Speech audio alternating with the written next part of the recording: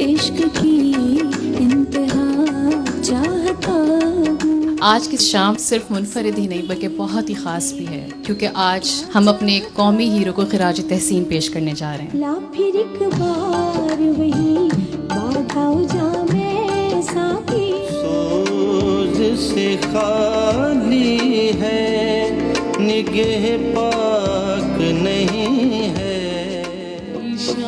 हो कि मेरी खाक आखिर दिल न बन जाए। सितारों से आगे जहां